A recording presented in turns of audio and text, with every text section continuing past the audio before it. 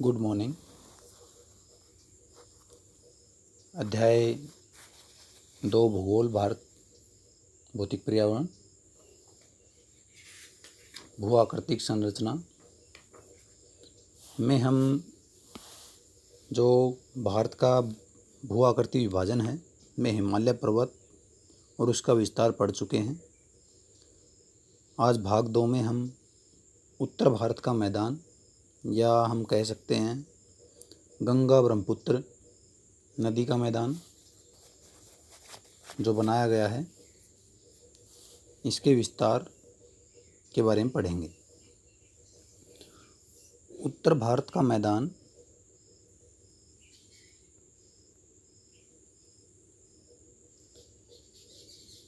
सिंधु, गंगा और ब्रह्मपुत्र नदियों द्वारा बहाकर लाए गए जलोढ़ निक्षेप से बना है। बहाकर लाए गए जलोढ़ निक्षेप यानी जल के द्वारा बहाकर लाए गए निक्षेप यानी पर्वतों को काट छाट कर या उनको अपर्दन के द्वारा गाद के रूप में जो निक्षेप नदियों द्वारा बहाकर लाए गए हैं उनसे इस मैदान का निर्माण हुआ है। इस मैदान की पूर्व से पश्चिम लंबाई 3200 किलोमीटर है जो भारत की चौड़ाई के बहुत नज़दीक है। इसकी चौड़ाई 150 से 300 किलोमीटर है। जो गंगा ब्रह्मपुत्र में सिंधु नदी का मैदान है इसकी चौड़ाई 150 से 300 किलोमीटर के मध्य है और इसका अधिकांश विस्तार जो है हिमालय पर्वत श्रेणी और जो प्रायद्वीपीय खंड है उसके बीच में है। जलोढ़ निक्षेप की अधिकतम गहराई 1000 से 2000 मीटर है। देखिए इसकी गहराई कितनी ज़्यादा है, 1000 से 2000 मीटर। उत्तर से दक्षिण दिशा में इन मैदानों को 3 भागों में बांट सकते हैं। हिमालय पर्वत की तराई से क्षेत्र से हमने इसको बांटना स्टार्ट किया है। तो उत्तर से दक्षिण दिशा यानी ऊपर से नीचे की ओर इन मैदानों को 3 भागों में बांट सकते हैं, भांवर, तराई और जलोढ़। ये क्वेश्चन बार बार रिपीटेबल है। भांवर एवं तराई क्षेत्र कौन से हैं तो इसको आपने ध्यान से पढ़ लेना है। ध्यान से सुनिए। जलोढ़ मैदान को आगे 2 भागों में खादर एवं बांगर, ये क्वेश्चन अंतर के रूप में पूछा जाता है। खादर एवं बांगर में अंतर क्या है तो अभी हम बताते हैं कि क्या है। सबसे पहले देखिए भांवर 8 से 10 किलोमीटर चौड़ाई की पतली पट्टी है जो शिवालिक गिरिपाद यानी तराई क्षेत्र यानी पर्वत के बिल्कुल समानांतर श्रेणी में फैली हुई जो क्षेत्र है उसे हम गिरिपाद क्षेत्र बोलते हैं यानी पर्वतों के नीचे वाला क्षेत्र। इसके परिणाम स्वरूप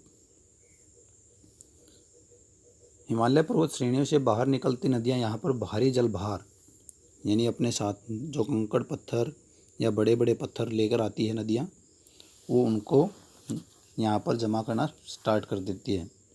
जैसे बड़े बड़े सेल का मतलब ही चट्टान है और गोलासम जमा कर देती है और कभी कभी स्वयं इसी में लुप्त हो जाती है। तो जो पत्थर वहाँ पर जमा कर रही है इसके कारण वो जो है ऊपर दिखाई नहीं देती है क्योंकि वो पत्थर वहाँ तक तो ले आई। अभी तक तो जो पर्वतीय क्षेत्र था ढलान के कारण पत्थर बहते आ गए, उसके साथ लुढ़कते हुए आ गए, लेकिन अब जो है वो उनको अपने साथ आगे नहीं ले जा सकती, इसलिए उनको वहीं पर छोड़ना प्रारंभ कर देती है और उन पत्थरों के बीच से होते हुए आगे बढ़ जाता है पानी। भांवर के दक्षिण में ये तो है भांवर, तो भांवर में नदियाँ लुप्त हो जाती हैं। भांवर के दक्षिण में तराई क्षेत्र, भांवर के दक्षिण में तराई क्षेत्र है जिसकी चौड़ाई 10 से 20 किलोमीटर है। भांवर क्षेत्र में लुप्त नदियाँ इस प्रदेश में धरातल पर निकल कर प्रकट होती हैं क्योंकि कंकड़ पत्थर जितने अपने साथ बहाकर लाई थी वो तो वहाँ पर जमा कर दिए। अब ये जो है जल ऊपर धरातल पर दिखाई देना स्टार्ट हो जाता है। क्योंकि इनकी निश्चित वाहिकाएं नहीं होती ये क्षेत्र अनूप बन जाता है जिसे तराई कहते हैं। यानी जो पानी है वो ऊपर दिखाई देना स्टार्ट हो जाता है लेकिन जो पानी का बहाव है यहाँ पर भी तेज़ बना रहता है। यह क्षेत्र प्राकृतिक वनस्पति से ढका रहता है और विभिन्न प्रकार के वन्य प्राणियों का घर है। यहाँ पर जो वनस्पति की अधिकता है इस कारण वन्य जीव जंतु भी पाए जाते हैं। तराई से दक्षिण में मैदान है जो पुराने और नए जलोढ़ से बना है। ये दो प्रकार के जलोढ़ हैं, नए और पुराने। बने होने के कारण बांगर और खादर कहलाता है। केवल यही अंतर मुख्य है। आपने याद रखना कौन सा पुराना कौन सा नया है, तो इससे हमें पता लगेगा खादर कौन सा और बांगर कौन सा है। इस मैदान में नदी की प्रौढ़वस्था में बनने वाली अपर्दनी और निक्षेपण स्थलाकृतियाँ जैसे बालूरोधिका, ये प्रमुख आकृतियाँ हैं जो इस क्षेत्र में बनेंगी। बालूरोधिका, विसर्प, गोखुर झील, गुम्फित नदियाँ पाई जाती हैं। ये सभी आकृतियों के नाम हैं। ये आकृतियाँ हम भू आकृतियों में ज़रूर पढ़ेंगे आगे। ब्रह्मपुत्र घाटी का मैदान नदीय द्वीप है। जो ब्रह्मपुत्र घाटी के मैदान है, मंजुली द्वीप, ये ब्रह्मपुत्र नदी के बीचों बीच है और बालूरोधिकाओं की उपस्थिति के लिए जाना जाता है, यानी बालू के द्वारा निर्मित है। यहाँ ज़्यादातर क्षेत्र में समय समय पर बाढ़ आती है और नदियाँ अपना रास्ता बदलकर गुम्फित वाहिकाएँ बनाती हैं, जहाँ पर नदी का जल ऊपर दिखाई नहीं देता या दिखाई भी देता है तो वो अनेक हिस्सों में या धाराओं में बटा होता है। उत्तर भारत के मैदान में बहने वाली विशाल नदियाँ मुहाने जहाँ पर वो समुद्र में मिलती हैं, मुहाने पर विश्व के बड़े बड़े डेल्टाओं का निर्माण करती हैं। डेल्टा एक प्रकार की आकृति है जो नदियों के द्वारा अपने साथ बहाकर लाए गए अवसाद के जमा करने से बनती है। जैसे सुंदरवन डेल्टा। सामान्य तौर पर यह एक सपाट मैदान है जिसकी समुद्र तल से औसत ऊंचाई 50 से 100 मीटर होती है। यानी समुद्र में जहाँ पर नदियाँ मिली, उन क्षेत्रों में जब नदियों ने अपने द्वारा लाकर बहाए गए अवसाद को जमा करना स्टार्ट किया तो वो मैदान धीरे धीरे समुद्र तल से ऊपर उठना स्टार्ट करता है, जिसकी ऊंचाई 50 से 100 मीटर हो सकती है के बीच। हरियाणा और दिल्ली राज्य सिंधु और गंगा नदी तंत्रों के बीच जल विभाजक है। ये दो राज्य के नाम बताए इसने, जो गंगा नदी तंत्र और सिंधु नदी जल तंत्र को अलग अलग करने का कार्य करती है। हम देख सकते हैं मानचित्र में भी, जो मानचित्र 2.2 था, वहाँ पर आपको सिंधु नदी तंत्र और गंगा नदी तंत्र स्पष्ट रूप से दिखाया गया है। परंतु बांग्लादेश में प्रवेश करने से पहले धुबरी के समीप यह नदी दक्षिण की ओर 90% यानी 90 डिग्री के कोण पर एकदम सपाट मुड़ जाती है। ये मैदान उपजाऊ जलोढ़ मिट्टी से बने हैं। यहाँ कई प्रकार की फसलें, गेहूँ, चावल, गन्ना, जूट उगाई जाती हैं। यहाँ जनसंख्या का घनत्व अधिक है। अधिक क्यों है? क्योंकि ये जो मैदान है अत्यधिक उपजाऊ है और फसलों का उत्पादन बड़ा अच्छा होता है यहाँ पर, इस कारण जनसंख्या अधिक पाई जाती है। अब आते हैं प्रायद्वीपीय पठार, जो हमारी भारत की भाग है। प्रायद्वीपीय पठार नदियों के मैदान से 150 मीटर से ऊंचा उठता है। यानी जो हमारा गंगा, सिंधु, ब्रह्मपुत्र नदी का जो मैदान है उससे लगभग 150 मीटर ऊंचा है। प्रायद्वीपीय पठार तिकोने आकार वाला कटा फटा भूखंड है। हम इसका विस्तार पहले भी पढ़ चुके हैं, फिर से पढ़ते हैं। जिसकी ऊंचाई 600 से 900 मीटर है। ये 600 से 900 मीटर ऊंचाई जो है समुद्र तल से है। उत्तर पश्चिम में दिल्ली, यानी कि हमें भी इसका विस्तार दोबारा से पढ़ रहे हैं। कटक अरावली विस्तार, जो अरावली पर्वत श्रेणियाँ हैं। पूर्व में राजमहल पहाड़ियाँ, ये राजमहल की पहाड़ियाँ आपको मानचित्र में मिलेंगी 2.2 में। आप देख सकते हैं यहाँ पर जो छोटा नागपुर का पठार है वहाँ पर ये आपको मिलेंगी।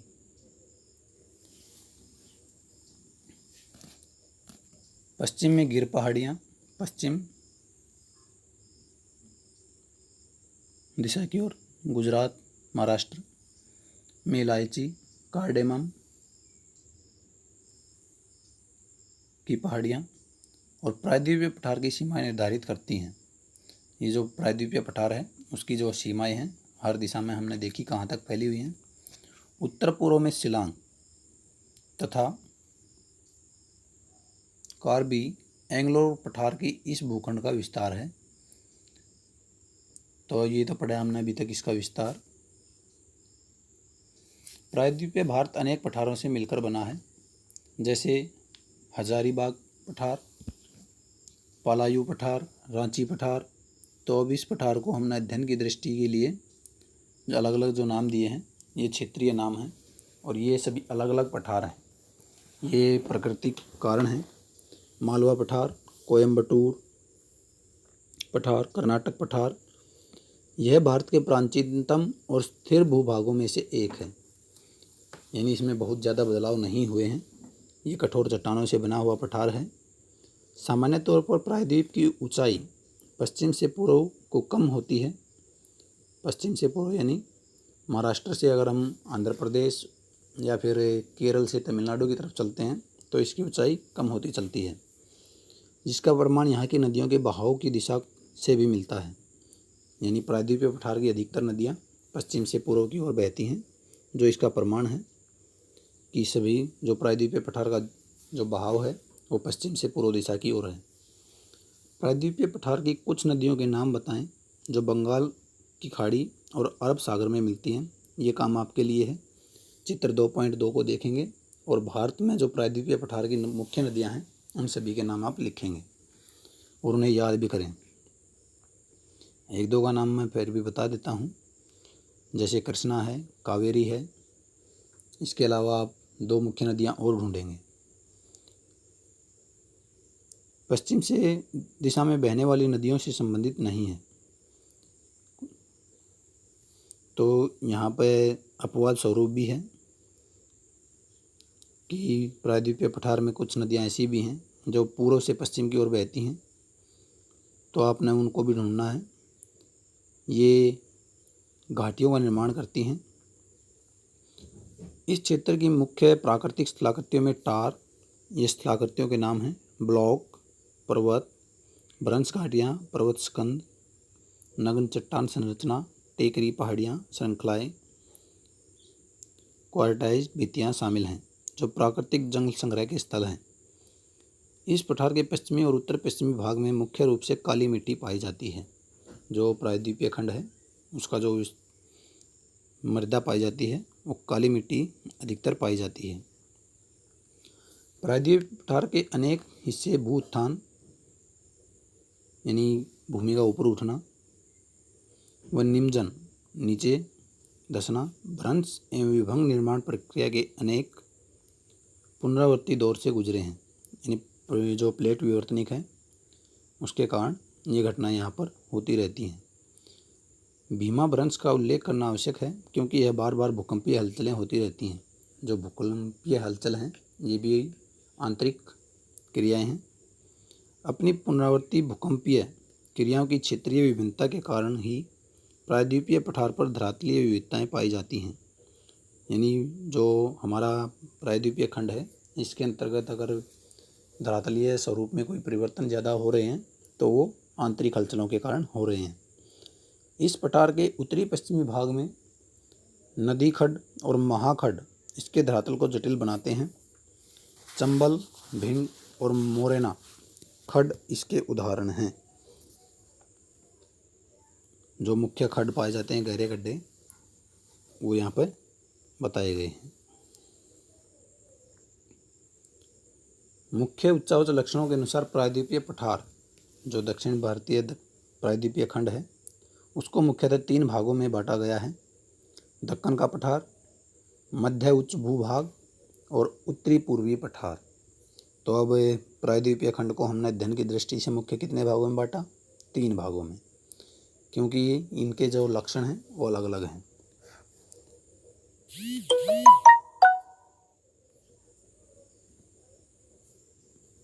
तो हम पढ़ेंगे अब सबसे पहले जो दक्कन का पठार है इसके क्या लक्षण हैं और इसका विस्तार कहाँ से कहाँ तक है। इसके पश्चिम में पश्चिमी जो घाट है, पश्चिमी घाट से मतलब है जो गुजरात, महाराष्ट्र, गोवा, कर्नाटक और केरल का जो तट है, तटीय क्षेत्र, पश्चिमी घाट। पूर्व में पूर्वी घाट जो तमिलनाडु, आंध्र प्रदेश, उड़ीसा का तटीय क्षेत्र है, वहाँ पर अवशिष्ट पर्वत श्रेणियाँ पाई जाती हैं जो धीरे धीरे अपरदन के द्वारा समाप्ति की ओर हैं। तो इनको हम घाट का नाम देते हैं।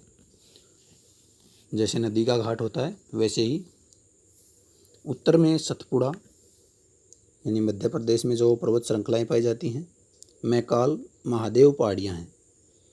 तो ये दक्कन के पठार की बात हो रही है विस्तार की, कि उसका विस्तार कहाँ तक है या उसका विस्तार किनके मध्य है।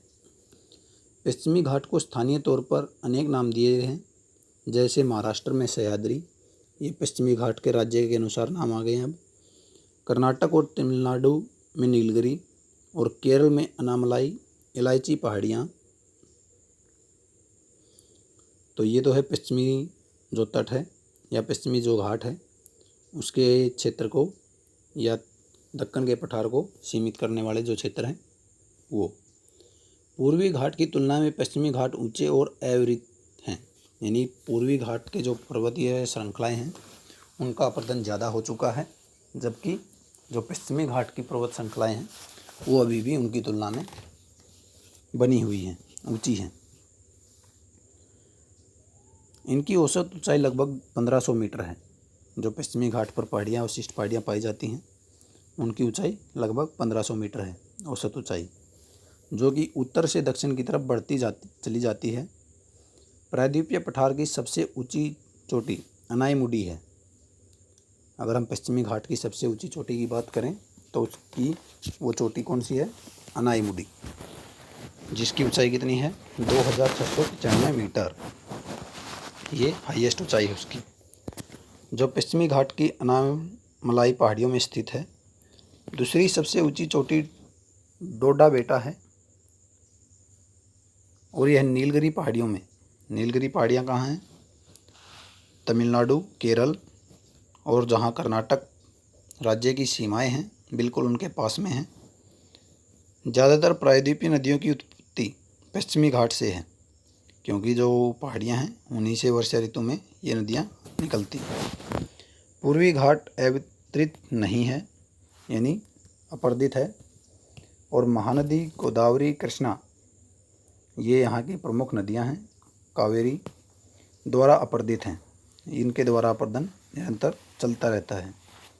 यहाँ की कुछ मुख्य श्रेणियाँ जावदी पहाड़ियाँ, पालकोंडा श्रेणी, नलामाला पहाड़ियाँ और महेंद्रगिरी पहाड़ियाँ हैं। और पूर्वी और पश्चिमी घाट नीलगिरी पहाड़ियों में आपस में मिलते हैं। यहाँ पर आकर यानी दक्षिण दिशा में केरल और तमिलनाडु के मध्य बिल्कुल आकर नीलगिरी की जो पहाड़ियाँ हैं वहाँ पर ये आपस में मिल जाते हैं।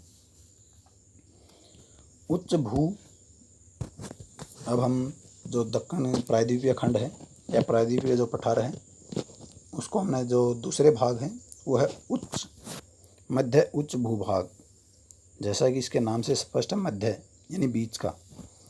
पश्चिम में अरावली पर्वत इसकी सीमा बनाते हैं, यानी राजस्थान से इसका विस्तार स्टार्ट होगा। इसके दक्षिण में सतपुड़ा पर्वत मध्य प्रदेश में उच्छिष्ट पठार की श्रेणियों से बना है, जिसकी समुद्र तल से ऊंचाई 600 से 900 मीटर है। ये दक्कन पठार की उत्तरी सीमा बनाते हैं, यानी जहाँ दक्कन के पठार का हमने विस्तार पढ़ा था उसके उत्तर दिशा में मध्य उच्च भूभाग स्थित है।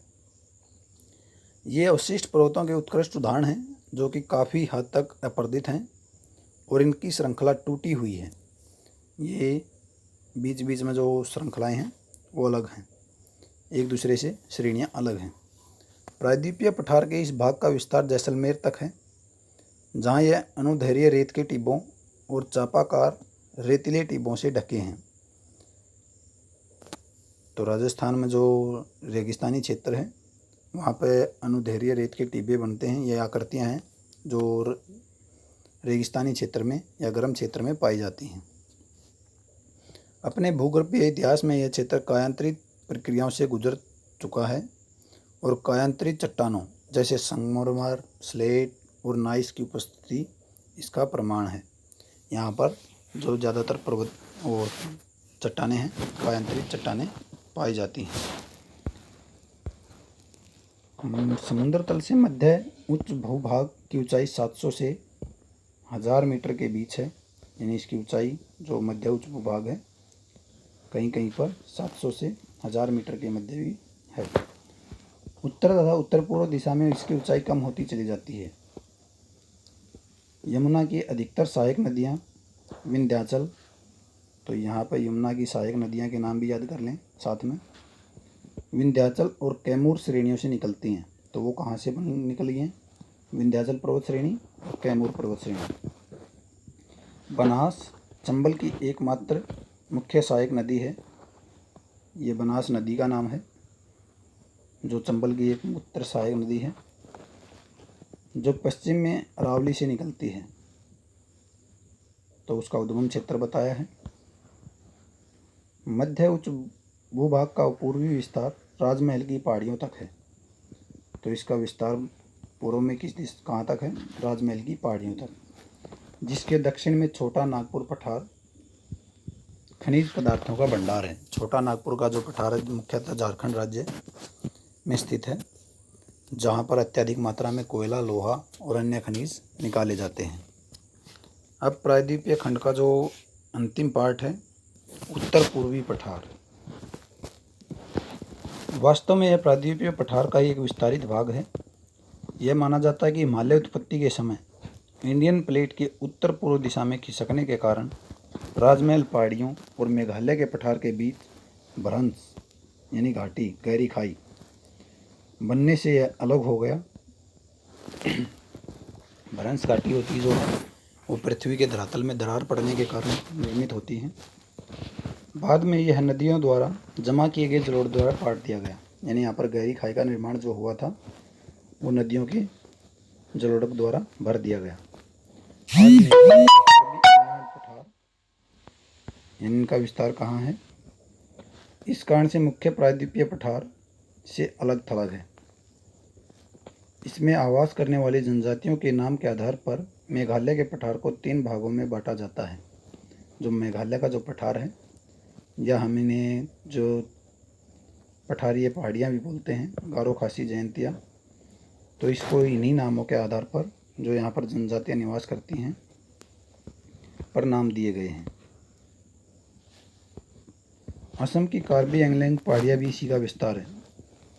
तो उत्तर पूर्वी जो पठार है उसका हिस्सा आप समझ गए होंगे।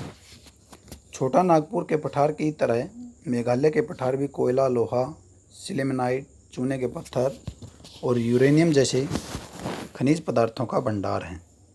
यहाँ पर पाए जाने वाले मुख्य खनिज। इस क्षेत्र में अधिकतर वर्षा दक्षिण पश्चिम मानसून से होती है। परिणाम स्वरूप मेघालय का पठार एक अति अपर्दित भूतल है। चेरापूंजी नग्न चट्टानों से ढका स्थल है और यहाँ वनस्पति लगभग नहीं के बराबर है। अत्यधिक वर्षा होने के कारण अपर्दन ज़्यादा है और वनस्पति जो है वो नहीं हो पाती है। अब भारतीय जो भू आकृति हैं इस जलवायु के कारण वो हम आगे देखते हैं। भारतीय मरुस्थल। भारत में मरुस्थल का विस्तार है। विशाल भारतीय मरुस्थल अरावली पर्वत पहाड़ियों से उत्तर पूर्व में स्थित है। तो विशाल जो मरुस्थल है अरावली पहाड़ियों के उत्तर पूर्व में स्थित है। यह एक उबड़ खाबड़ भूतल है जिस पर बहुत से अनुदैर्ध्य रेत के टीले, अभी पहले भी आया था, रेत के टीलों के द्वारा बनी हुई आकृतियां हैं। रेतीले टीले, अनुदैर्ध्य और बरखान पाए जाते हैं। यहाँ पर वर्षा बहुत कम होती है, जो लगभग 150 मिलीमीटर से कम होती है और परिणाम स्वरूप यह एक शुष्क और वनस्पति रहित क्षेत्र है। यानी वनस्पति बहुत कम पाई जाती है। जो शुष्क क्षेत्र में उगती है केवल वही झाड़ियाँ या कटीले पेड़। इन्हीं प्राकृतिक गुणों के कारण इसे मरुस्थल कहा जाता है। यह माना जाता है कि मेसोजाइक काल में यह क्षेत्र समुद्र का हिस्सा था। इसकी पुष्टि के लिए जो प्रमाण दिए गए हैं वो हैं, ये यहाँ पर चित्र दिखाया गया है मरुस्थल कैसा होता है। रेत के टीले दिखाए गए हैं। तो आपसे यहाँ पर क्वेश्चन भी पूछा गया है कि इन रेत के टीलों का जो प्रकार है उसको पहचानने का प्रयास कीजिए। तो आगे देखते हैं। अकाल में स्थित कास्ट जीवाश्म पार्क में उपलब्ध परमाणु। तो अभी जो हम बात कर रहे थे प्रमाण की, तो वो प्रमाण ये हैं। काष्ठ जीवाश्म पार्क में जो उपलब्ध प्रमाण हैं, तथा जैसलमेर के निकट बरासर के आसपास के समुद्री निक्षेप से होती है। काष्ठ जो जीवाश्म पाए गए हैं उनकी आयु लगभग 18 करोड़ वर्ष आकी गई है। तो ये बात कब की हो रही है कि लगभग यहाँ पर समुद्र था कि 18 करोड़ वर्ष पूर्व।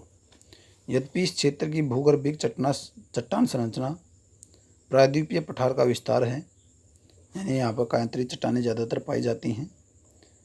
तथापि अत्यधिक शुष्क दशाओं के कारण इसकी धरातलीय आकृतियाँ भौतिक अपक्षय और पवन क्रिया द्वारा निर्मित हैं। जो धरातलीय आकृतियों का निर्माण है वो बाह्य क्रियाएँ, अपक्षय यानी तापमान और जीव जंतुओं के द्वारा चट्टानों का टूटना फूटना, और पवनों के द्वारा उनका अपर्दन। यहाँ की प्रमुख स्थलाकृतियाँ स्थानांतरित रेतीले टीले, जो स्थलीय आकृतियाँ बनती हैं यहाँ पर वो जो है रेतीले टीले, छत्रक चट्टानें और मरुद्यान दक्षिणी भाग में हैं। ढाल के आधार पर मरुस्थल को 2 भागों में बांटा जा सकता है, सिंध की ओर ढाल वाला उत्तरी भाग और कच्छ केरन की ओर वाला ढाल वाला दक्षिण भाग। यहाँ की अधिकतर नदियाँ अल्पकालिक यानी केवल बरसाती नदियाँ हैं। बरसात होती है तो नदी में थोड़ा बहुत पानी आता है। मरुस्थल के दक्षिण भाग में बहने वाली लूनी नदी महत्वपूर्ण है। अल्पवृष्टि और बहुत अधिक वाष्पीकरण की वजह से इस प्रदेश में हमेशा जल का घाटा रहता है, यानी जल कम ही मिल पाता है। वाष्पीकरण ज़्यादा होता है, वर्षा कम होती है। कुछ नदियाँ तो थोड़ी दूरी तय करने के बाद ही मरुस्थल में लुप्त हो जाती हैं, यानी वो रेत में नीचे खो जाती हैं। यह अंतःस्थलीय अपवाह का उदाहरण है। यहाँ नदियाँ झील या पलाया में मिल जाती हैं। इन पलाया झीलों का जल खारा होता है, जिससे नमक बनाया जाता है। खारे जल से नमक बनाया जाता है। अब हमारी नेक्स्ट भुआ करती है तटीय मैदान।